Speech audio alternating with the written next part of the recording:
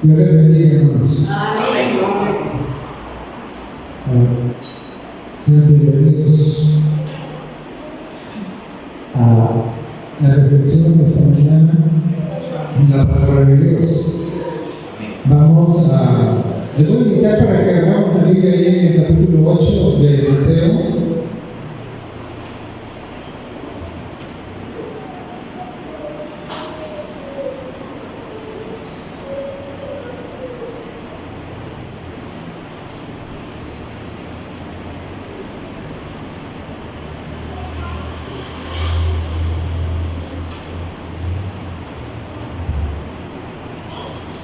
Muy bien, ¿me entienden? ¿Sí? Bueno, vamos a comenzar y vamos a leer primero los últimos capítulos los últimos versos del capítulo 7 que están ahí ahorita donde comienza el 8, como introducción para el 8. Dice los versos 28 y 29 del capítulo 7: y cuando terminó Jesús estas palabras, la gente se admiraba de su doctrina, porque les enseñaba como quien tiene autoridad y no como los escribas. Jesús había terminado de explicar los principios y los valores del reino de los cielos en el Sermón del Monte. Es decir, él había estado enseñando, había estado predicando, ¿no? Ahora, en el capítulo 8, es interesante porque en el capítulo 8 no tenemos a Jesús predicando. En el capítulo 8 tenemos a Jesús actuando, ¿verdad? Actuando. Lo tenemos, y el capítulo 8 tiene principalmente que casi en su totalidad milagros de sanidad. Y es interesante, hermano, nosotros debemos entender que el Señor Jesucristo hizo miles de milagros. El apóstol Juan, cuando cierra su evangelio, dice que si se escribieran todas las cosas que Jesús hizo, no cabrían los libros en esta tierra. En realidad le está usando la figura del lenguaje para decir que hizo un montón de cosas y que no todo lo que hizo quedó escrito, ¿verdad? Ahora, pero ¿por qué quedaron algunas cosas escritas? ¿Por qué? Nosotros tenemos que entender, hermanos, que los milagros que nos presentan los evangelios acerca de Jesús, y luego encontramos milagros en Hechos, y luego encontramos milagros que no son descritos en las epístolas. Todos estos milagros no solo tenían el propósito de sanar a la gente, no, tenían otro propósito más. Y claro, si solo tuvieran el propósito de sanar a la gente, quiere decir que les serían útiles a ellos, pero no a nosotros. Pero tenían propósito, además de sanar a aquellos, tenían también el propósito de enseñar lecciones importantes, tanto a aquellos que llegaron a mirar con sus propios ojos, como a nosotros que los miramos a través de la Sagrada Escritura. Así que esto es importante. Cada vez que usted en la Biblia lea sobre un milagro, entonces pídale a Dios que le ayude a discernir las lecciones que hay en ese milagro para usted y para todos y para los demás. Entonces, hermanos, teniendo en cuenta esto, vamos a leer ahora el verso 1 del capítulo 8 en adelante. Dice: cuando descendió Jesús del monte, le seguía mucha gente. Y he aquí que vino un leproso y se postró ante él, diciendo: Señor, si quieres, puedes limpiarme. Jesús extendió su mano y le tocó, diciendo: quiero ser limpio. y al instante su lepra desapareció. Entonces Jesús le dijo: mira, no lo digas a nadie, sino ve, muéstrate al sacerdote y presenta la ofrenda que ordenó Moisés para testimonio a ellos. Entonces, miremos, nosotros no debemos olvidar que prácticamente en el tiempo de Jesús los leprosos se les consideraba ya como enfermos terminales, con enfermedad terminal, condenados a morir. Prácticamente un leproso no tenía esperanza, ¿verdad? Pero ahora este leproso se acerca a Jesús. Y hermanos, esto es importantísimo porque aquí está la primera lección. La primera lección es que sabía o vio en Jesús que Jesús era capaz de hacer lo que nadie podía hacer. Porque la lepra se consideraba una enfermedad incurable. Y entonces ahora él se acerca a Jesús y noten lo que le dice: Señor, si quieres, puedes limpiar, ¿verdad? O sea, él confiaba en que Jesús tenía el poder para limpiarlo. En lo que todavía tenía duda era si Jesús quería limpiar. Ahora, ¿y por qué tenía esa duda? Tenía esa duda por una razón. Porque en aquel tiempo se consideraba que alguien que contraía lepra, que la lepra era el castigo directo de Dios y que por lo tanto ese ya estaba condenado.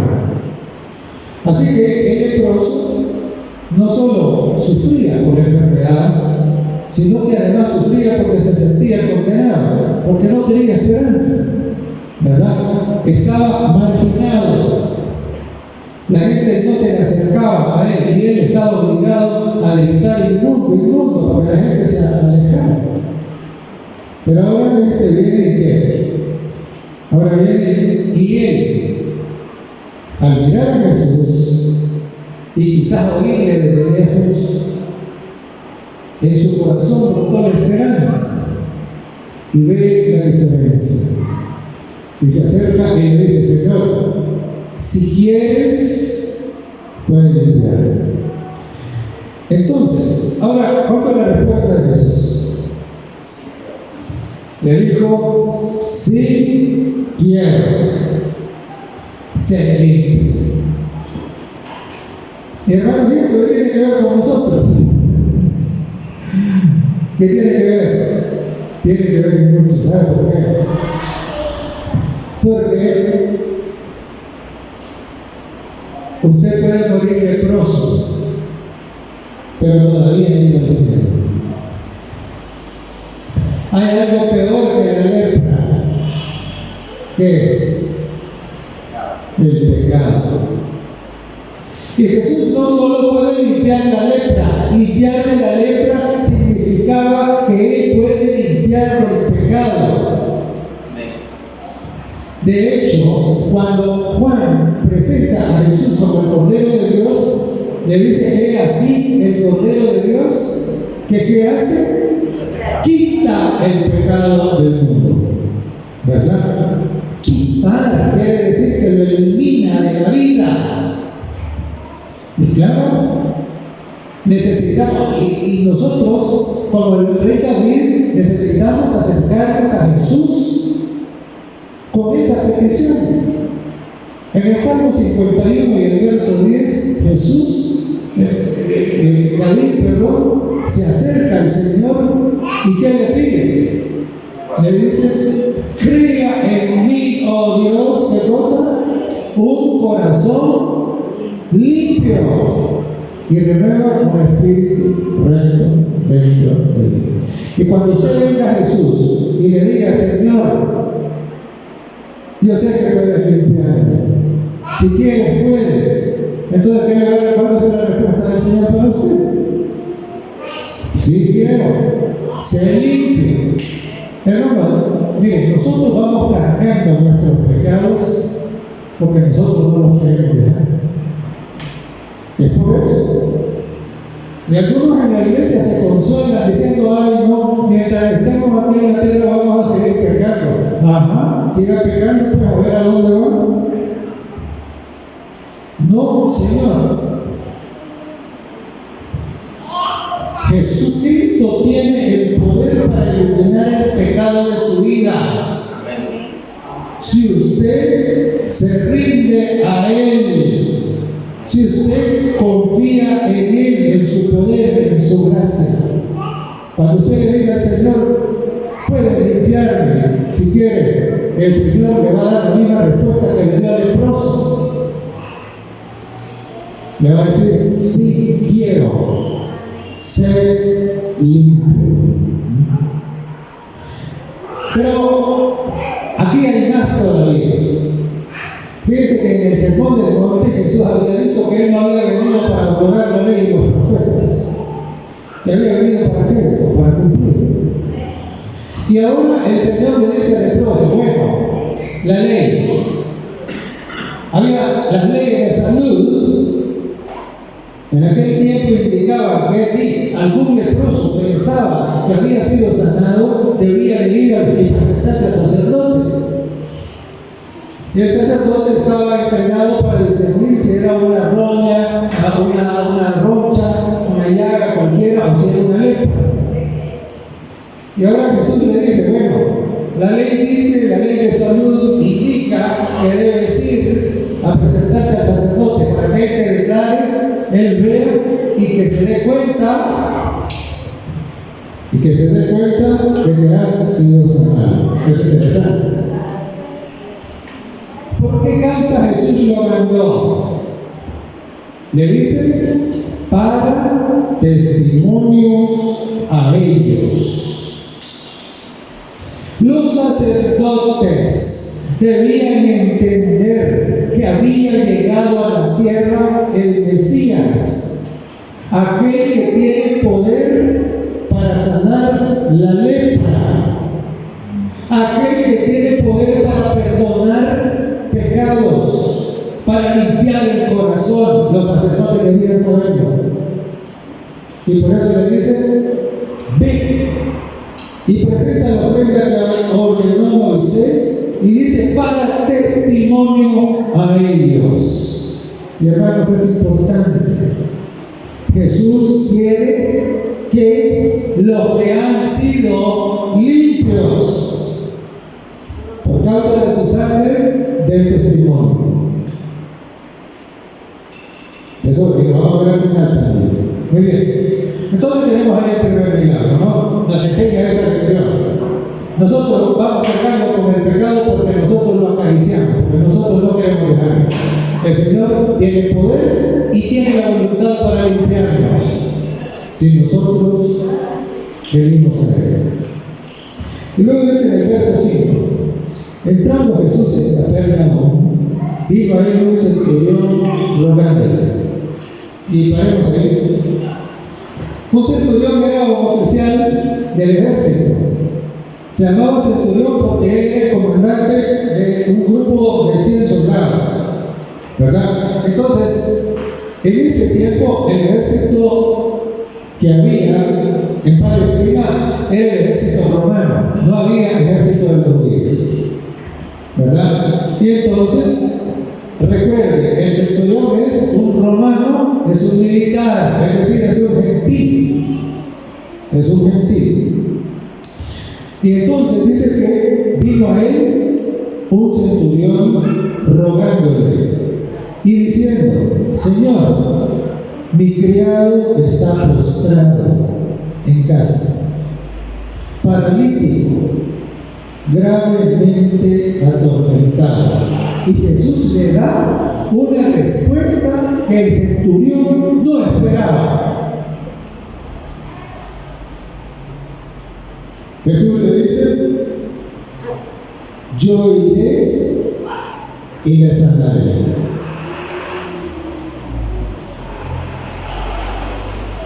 Esa respuesta el centurión no la esperaba.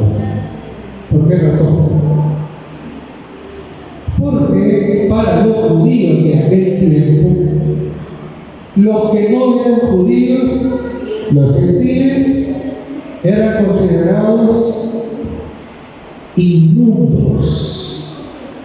Y como dice Pedro allá en el capítulo 10 del libro de Hechos, dice que entrar en la casa de un gentil para un judío era abominación, porque los consideraban inmundos. Pero aquí tenemos nosotros a Jesús, que le dice: yo voy a ir a tu casa, voy a ir a sanar. Se respeta, no esperar esa situación. Y ahora note el verso 8. Dice: respondió el centurión y dijo: Señor, no soy digno que entre bajo mi techo. Solamente di la palabra y mi criado sanará. ¿Y por qué le dice no soy digno de que entre bajo mi techo? Porque el centurión ya también había aceptado que los gentiles eran inmundos. Y como soy inmundo, Señor, no soy digno que entre bajo mi techo. Eso es lo que le estaba diciendo. Y por eso le dice: yo sé que tienes la palabra, pero como judío que eres, entonces no soy digno que entre bajo mi techo porque yo soy inmundo. Interesante. Y aquí con el centurión, hermanos, tenemos un caso parecido al caso de Cornelio. Cornelio también era ¿qué? También era un militar romano, también era inmundo para el judío. Y por eso el Señor Jesucristo le da la visión de los lienzos con animales inmundos y le dice: no llames tú común o inmundo lo que yo he limpiado. Y entonces Pedro no entiende hasta que llegan a buscarlo. Y entonces dice Pedro: ahora entiendo que a mí Dios me ha mostrado que a ningún hombre, ahí no dice a ningún animal, a ningún hombre llama común o inmundo.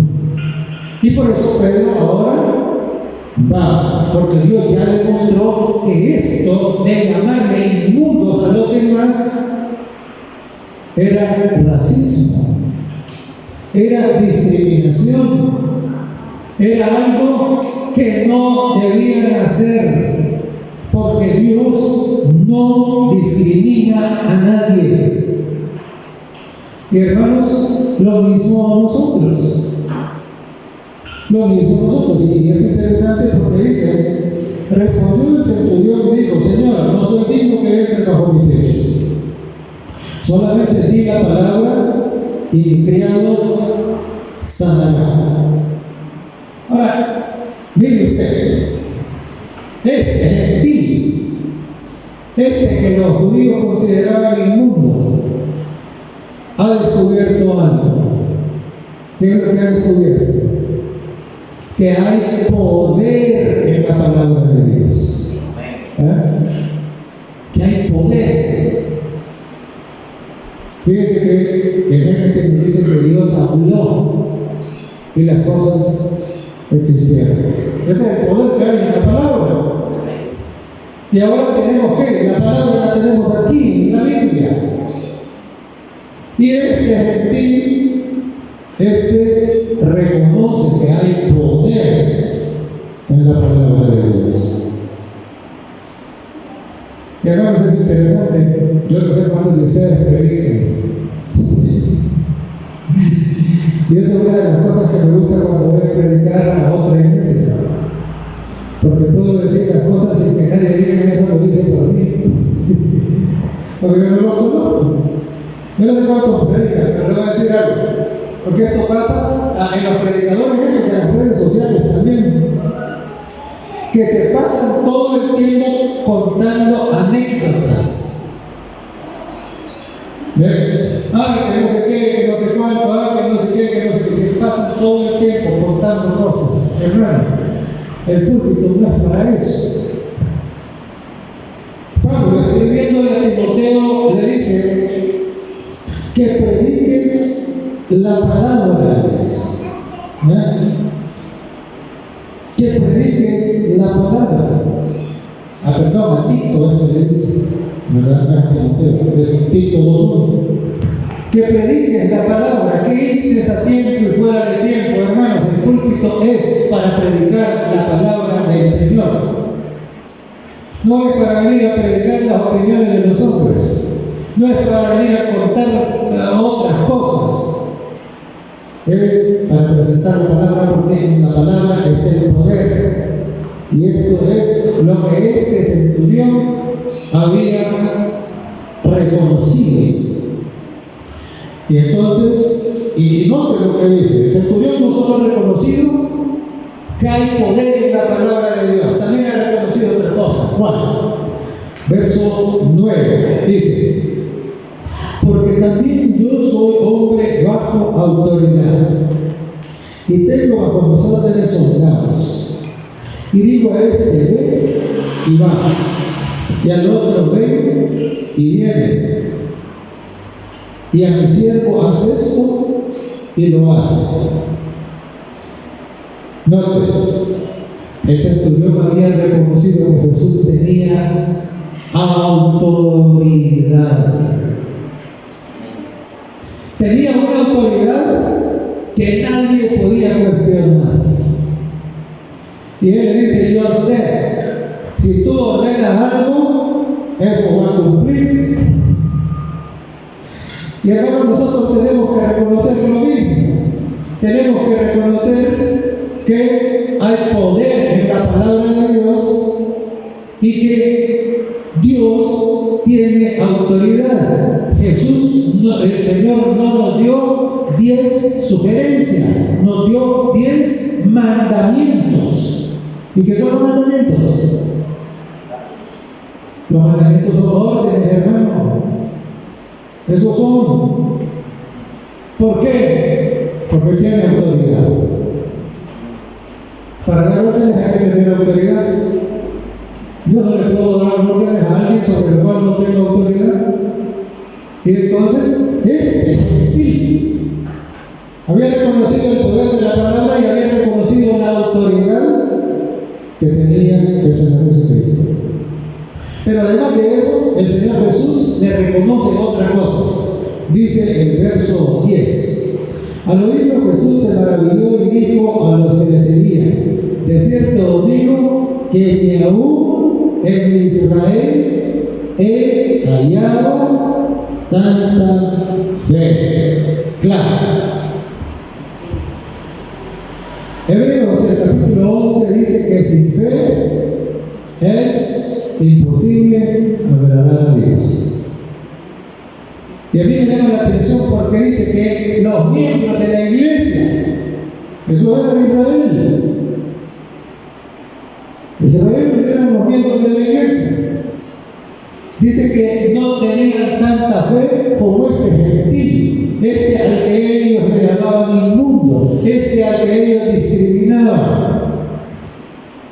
Entonces, note, nosotros debemos de reconocer esto, ¿no? Debemos, como le dijeron a Jesús, aumentanos la fe. Y el Señor nos dice: ¿cómo? La fe es por el oír. El oír cualquier cosa, no. El oír de la palabra, esa palabra que tiene poder, eso es lo que va a desarrollar tu fe. Pero si no estudias, ¿cómo va a desarrollarse su fe? Entonces, y siguió diciendo: y os digo que vendrán muchos del oriente y del occidente, y se sentarán con Abraham, Isaac y Jacob en el reino de los cielos. Mas los hijos del reino serán echados a las tinieblas de afuera.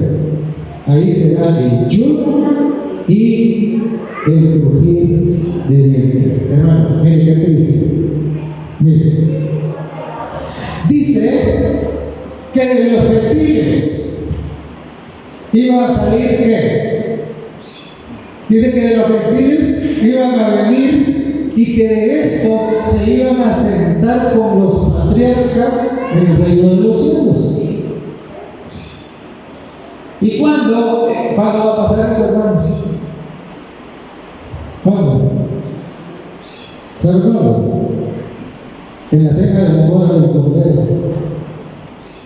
Ahí es donde nos vamos a sentar en la misma mesa como Abraham, Isaac y Jacob, en la cena de la boda del Cordero. Ahí. Pero miren qué triste, porque dice, y los hijos del reino, es decir, los de Israel, es decir, los que eran miembros de la iglesia, pero que no reconocían el poder en la palabra, pero que no aceptaban la autoridad de Jesucristo, pero que no tenían fe. Estos, ¿qué iba a pasar con ellos? ¿Se iban a sentar con los patriarcas? No. Sino que, ¿qué dice? Dice que serían echados fuera. ¿Dónde? Es el lloro y el crujir de dientes. El Señor Jesucristo, allá en Apocalipsis, en el capítulo 3, hablando de la Odisea, dice que los tibios, ¿qué va a hacer con ellos? Los vomitará de su boca. ¿Verdad? Entonces, ¿por qué? Porque no aceptan la autoridad. Quieren hacer lo que les da la gana. ¿Por qué? Porque no tienen fe. Ahí siguen diciendo que el pecado no se puede vencer. Hermanos, porque no reconocen la autoridad. La autoridad del Señor. ¿Verdad? Entonces dice que sería echado fuera. Y a mí me llama la atención porque dice lo que será el lloro y el crujir de dientes. ¿Y cuándo va a ser el lloro y el crujir de dientes? En la segunda venida de Jesús. En Apocalipsis, el capítulo 6,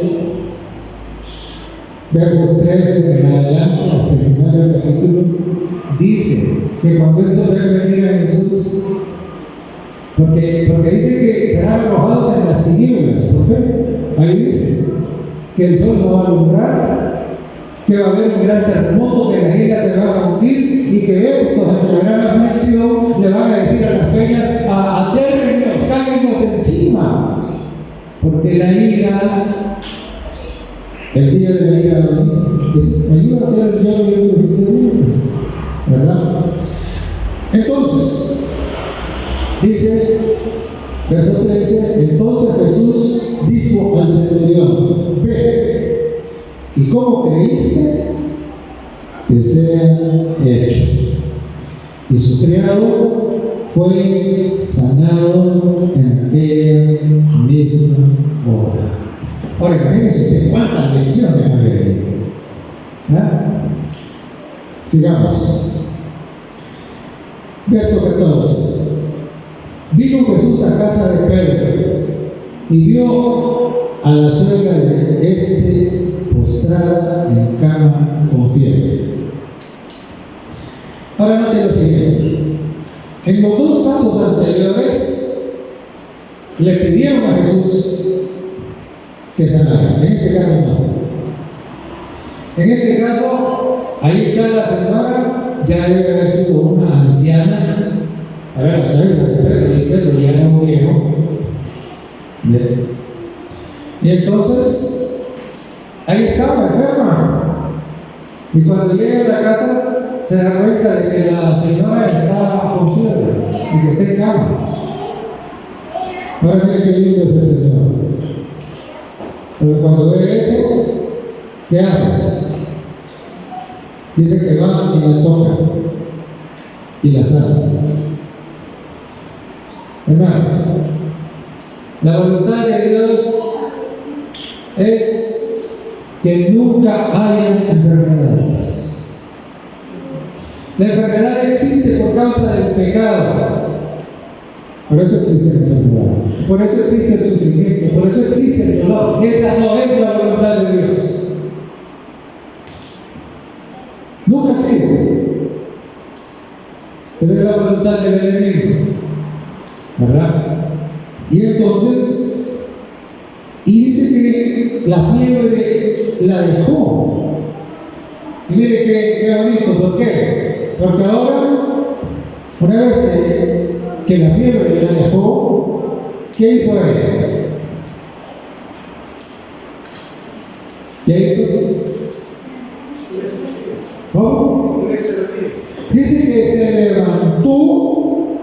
y le servían. Hermano, así es. Jesús nos sana. Y cuando hemos sido sanados, cuando hemos recibido un corazón limpio, no nos quedamos con los brazos cruzados. ¿Qué vamos a hacer? Servir. El que no sirve es sospechoso de que no haya sido sanado. Porque el que sana se levanta y sirve, ¿verdad? Y fíjense que dice el verso 16: cuando llegó la noche, trajeron a él muchos endemoniados, y con la palabra poderosa, echó fuera a los demonios y sanó a todos los enfermos. Y a mí me llama la atención, hermanos, ¿por qué razón? Porque,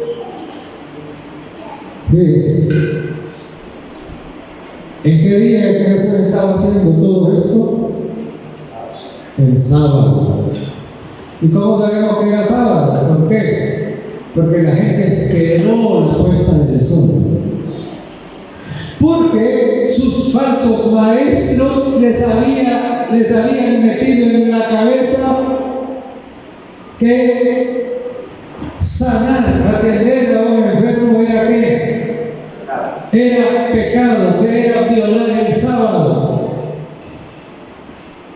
Y el Señor Jesucristo, a propósito, si ustedes estudian todos los evangelios, van a encontrar que Él, a propósito, hacía los milagros más difíciles el sábado.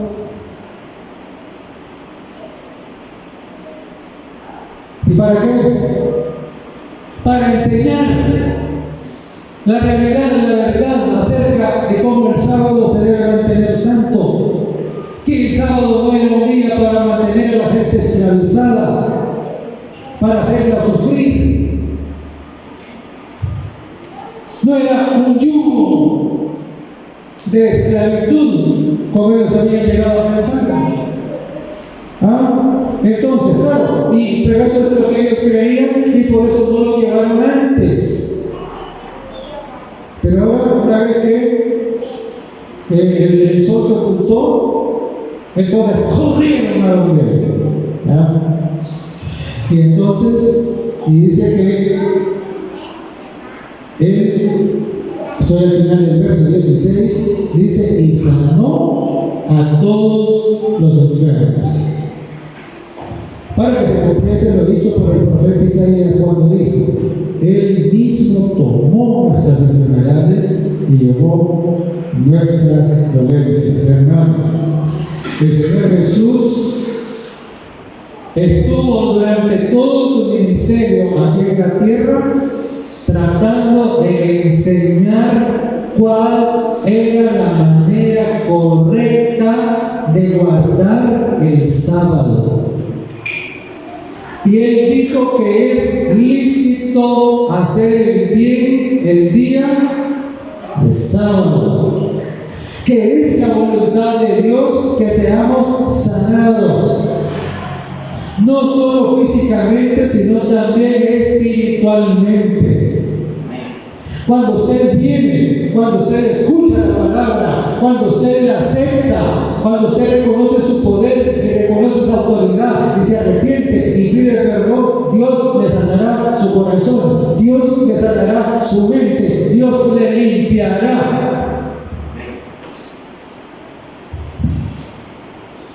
Es el propósito del sábado, que crezcamos espiritualmente, que seamos sanados.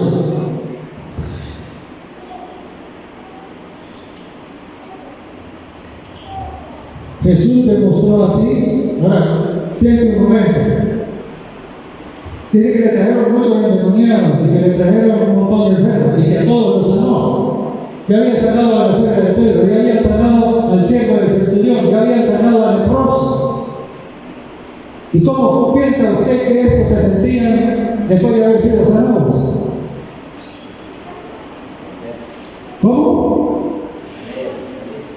contentos, estaban felices, estaban llenos de gozo. Hermanos, de eso se trata el sábado. Si el sábado no le trae gozo a usted, si el sábado no le trae alegría, hermano, algo no anda bien. Porque es el propósito del Señor, es que nosotros seamos limpios, y cuando seamos limpios, el sábado va a ser una bendición para nosotros. Ahora, voy a saltarle del 18 al 27, pero lo voy a saltar.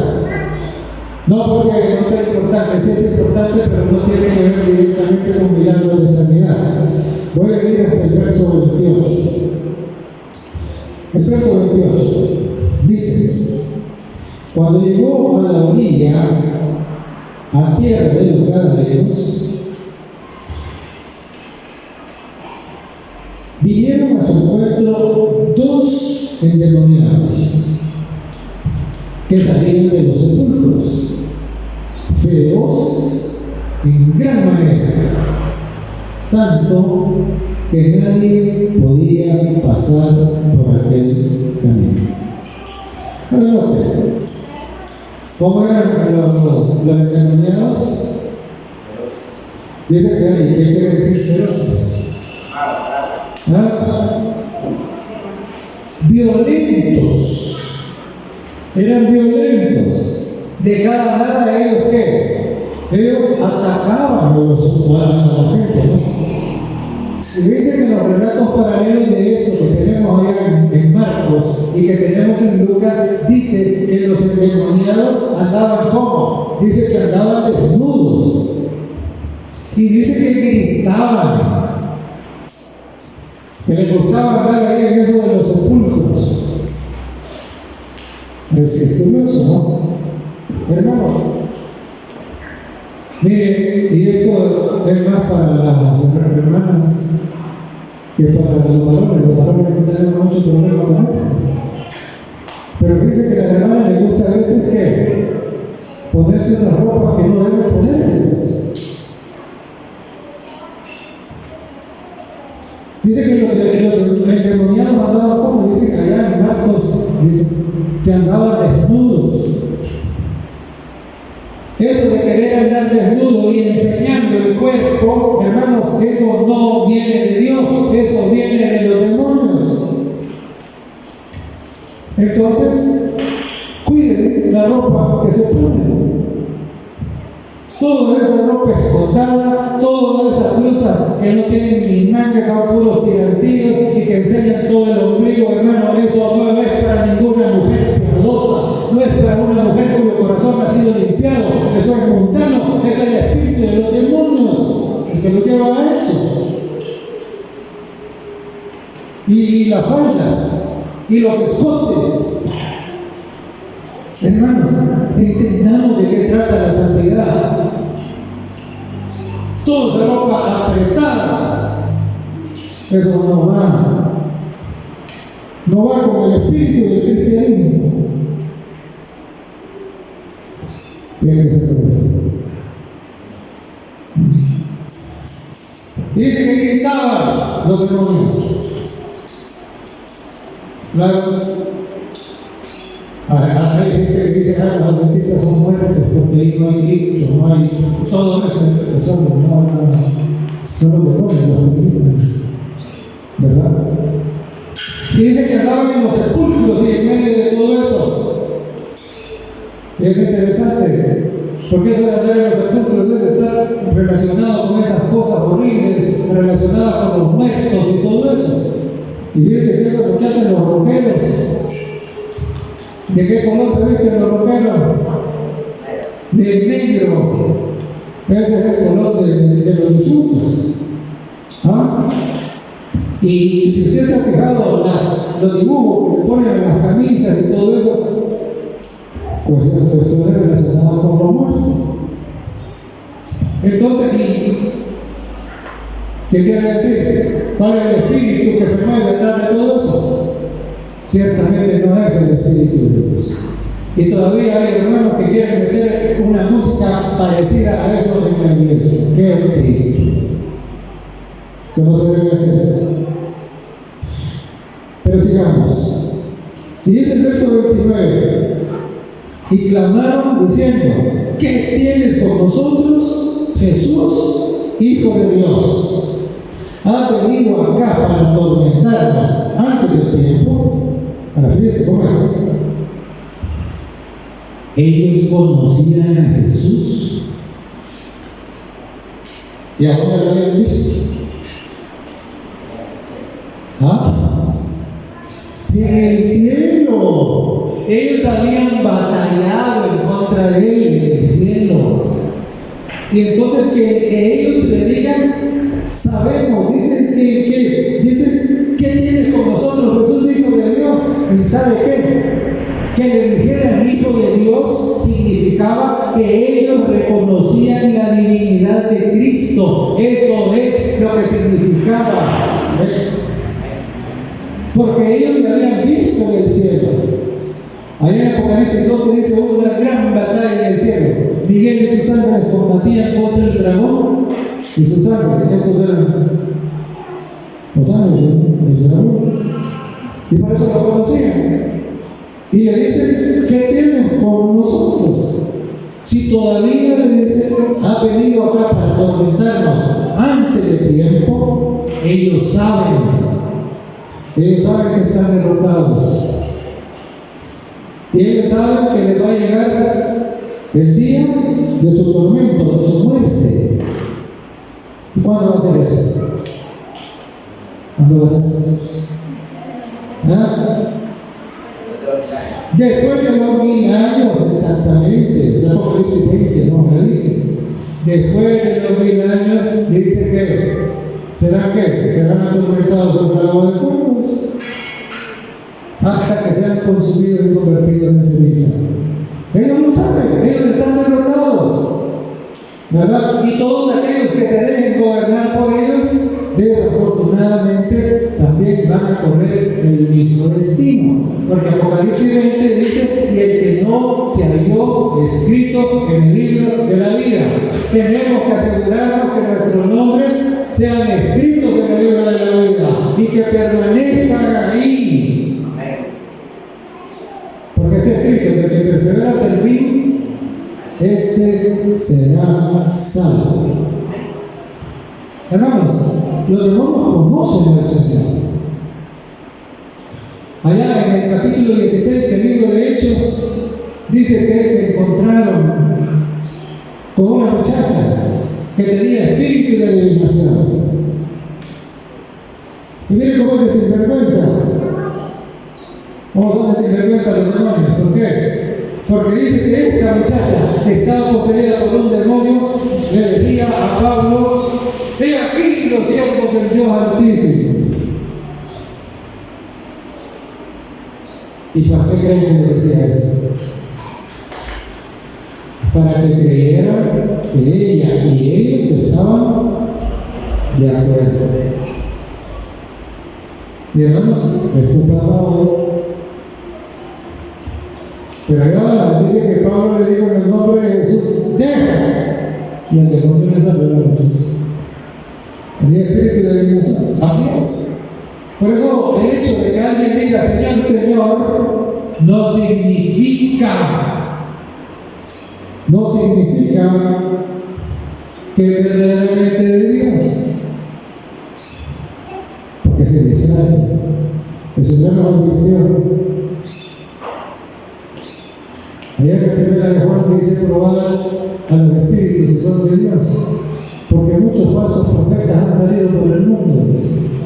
¿Verdad? Seguimos, y dice el verso 30: estaban haciendo lejos de ellos un acto de muchos años. Allá Marcos dice que eran más de 2000. Y entonces dice que los demonios le rogaron diciendo: si nos echas fuera, permítenos ir a aquel hato de cerdos. Y entonces el Señor les dijo, id. Es una cosa interesante, ¿por qué? ¿Por qué? ¿Por qué nos dice? Que a los demonios les gusta el cerdo.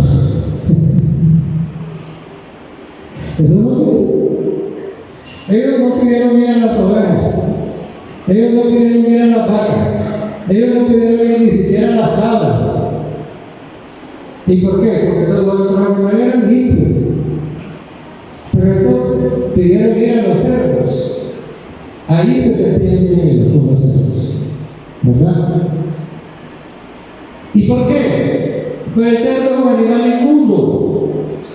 Y estos espíritus, dice allá en Apocalipsis 16, 13 y 14, que son espíritus inmundos a manera de ranas, que son espíritus de demonios.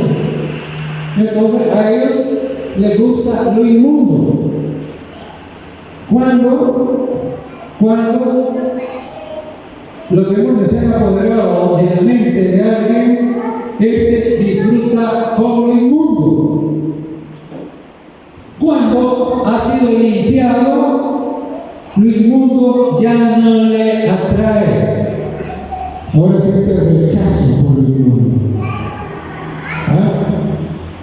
Y entonces, claro, el Señor le dijo, va pues, ¿a ustedes les gusta el cerdo? Va, entonces ellos.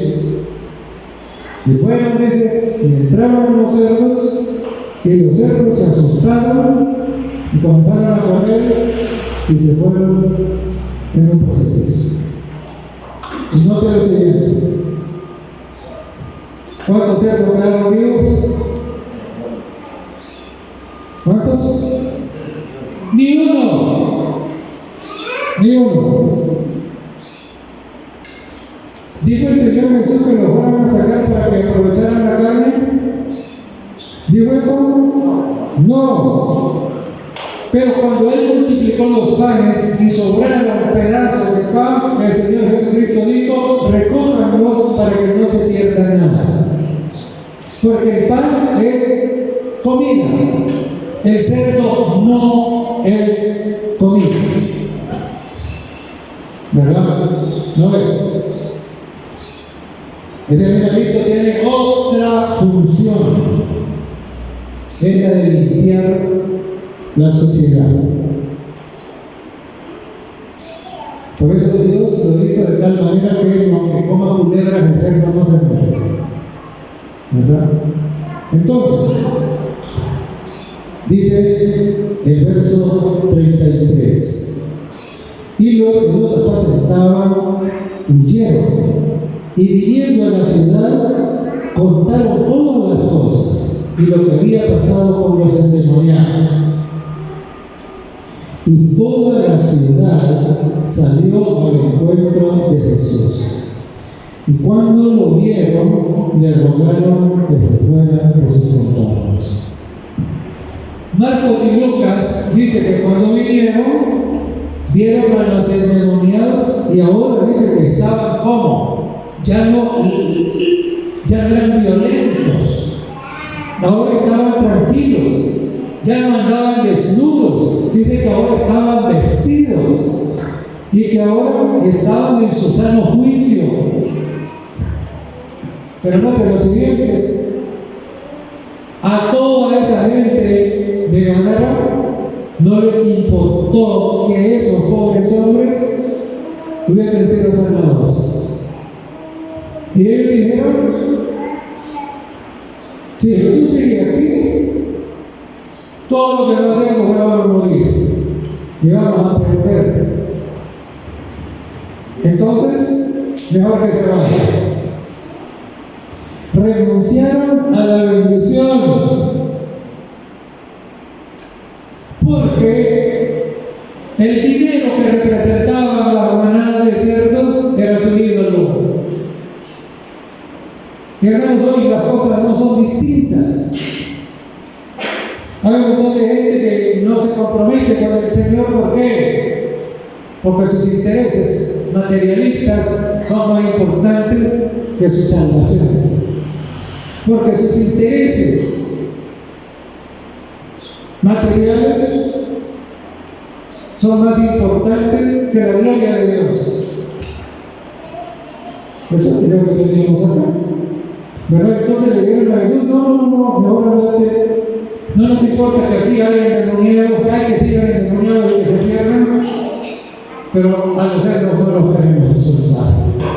No los queremos perder.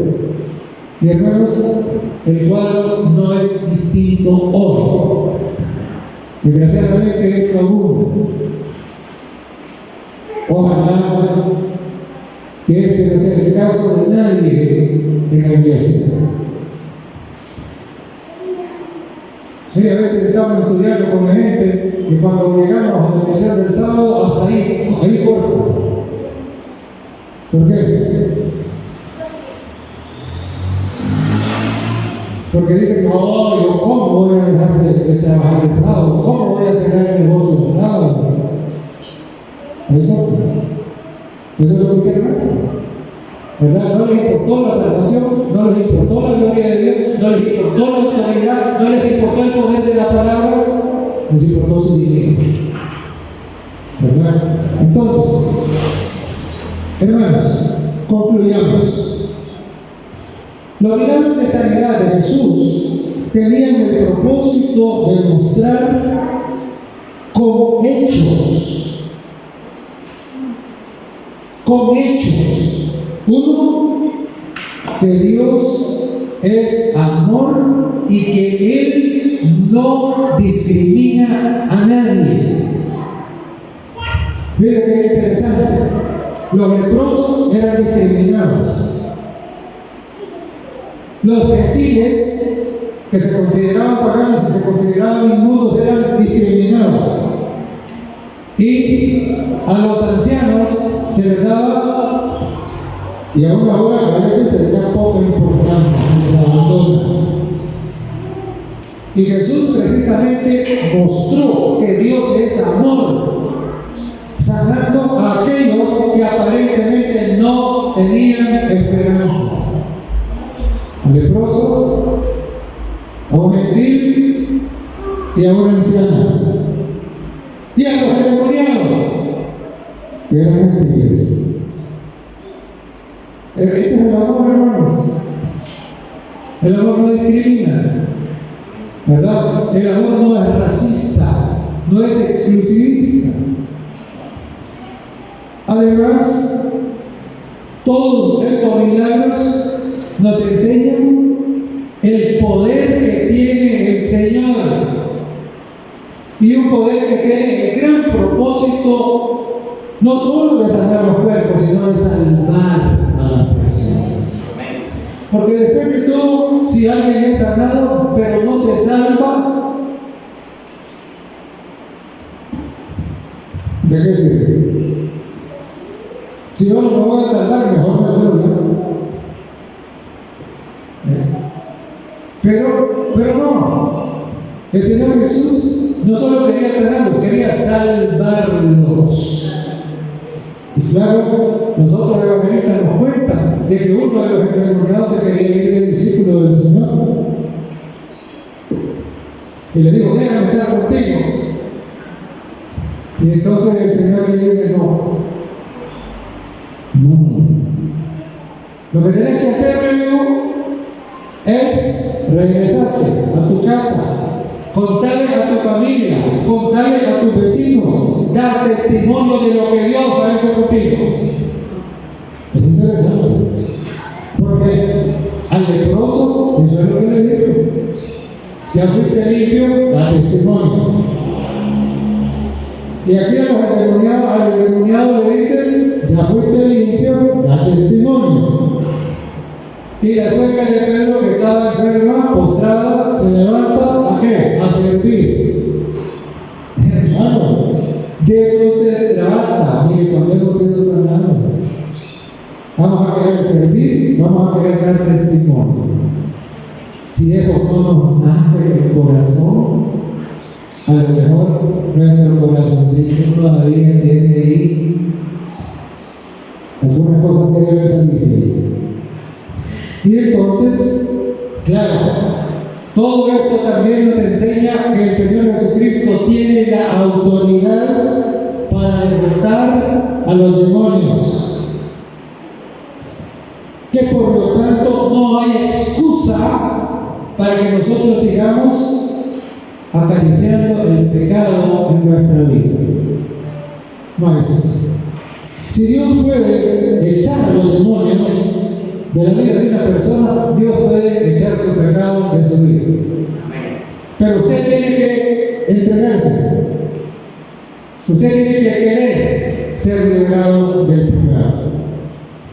Hermanos, el futuro que nos espera es un futuro en donde reina precisamente el amor, donde no hay enfermedad, donde no hay sufrimiento, donde no hay muerte, liberado completamente de las influencias de las huestes espirituales de maldad. Es el futuro que nos espera, esa es la voluntad de Dios. Muy pronto esto va a ocurrir.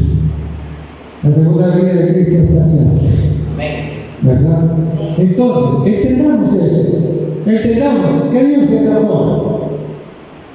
Entendamos que hay poder en su palabra. Entendamos que Dios tiene autoridad y que el enemigo ha sido derrotado. Lo mejor que podemos hacer es que es venir a Jesús y quedarnos con Él. Que Dios nos bendiga.